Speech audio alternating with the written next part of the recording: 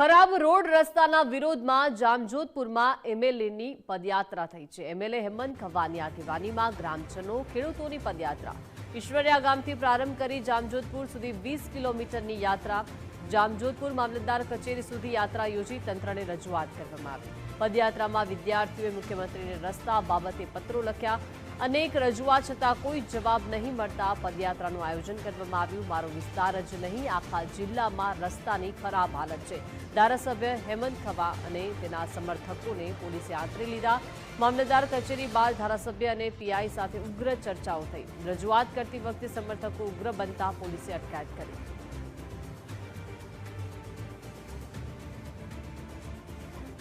रस्तानी हालत खस्ता है त्यारे जामनगर जिल्लाना जामजोधपुर तालुकाना विधानसभाना धारासभ्य हेमंतभाई खबा द्वारा पोताना विस्तारोनी रस्ताओनी खस्ता हालतने लईने आजे बोगथी जामजोधपुर तालुका मथकनी पदयात्रानुं आयोजन करवामां आव्युं छे। लगभग 20 किलोमीटर उपरांतनी पदयात्रा करी तेओ पहोंचशे अने त्यां विगतवार रजूआत करी त्यां जे मामलतदार कचेरी छे तेने ताळाबंधीनुं आयोजन करवामां आव्युं छे। आपणी साथे हेमंतभाई छे तेनी साथे ज सीधो संवाद करशुं। हेमंतभाई, तमारी पदयात्रा शुं कहेशो?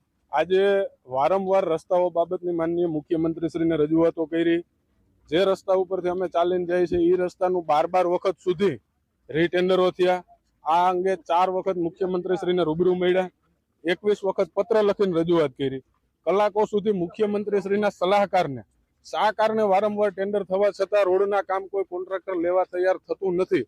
એ અંગે વિગતવાર માહિતી આપી, પરંતુ આજે 21 મહિનાથી આ રોડ રસ્તાઓ મંજૂર થઈને આવ્યા એને અને જ્યારે રોડ રસ્તા મંજૂર થયા ત્યારે પણ આપ બધા સાક્ષી હશો કે અમે લાલપુર મામલતદાર કચેરીને 1000 માણસો લઈને તાળાબંધીનો કાર્યક્રમ કર્યો, ત્યારબાદ રસ્તાઓ મંજૂર થયા, પણ 21 મહિના થઈ ગયા હજી કોઈ કોન્ટ્રાક્ટર ટેન્ડર ઉપાડવા માટે તૈયાર નથી।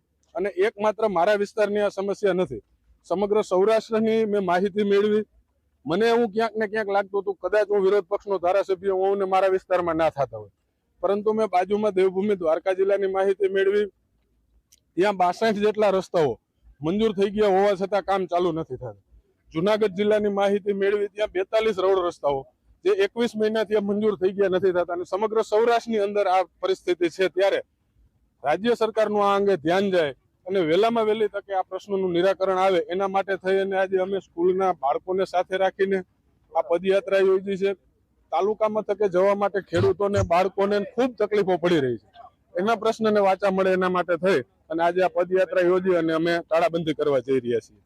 તો રાજ્યના એકમાત્ર ધારાસભ્ય છે કે જેને રોડ રસ્તાની ખસ્તા હાલતને લઈને રાજ્ય સરકારને પડકાર ફેંક્યો છે અને પદયાત્રાનું આયોજન કરી આ સરકારને જગાડવાનો પ્રયાસ કર્યો છે। મામલતદાર કચેરીને તાળાબંધીનો કાર્યક્રમ છે। કેમેરામેન હિરેન ગાંધીની સાથે નથુ આહિર, ગુજરાત ફર્સ્ટ।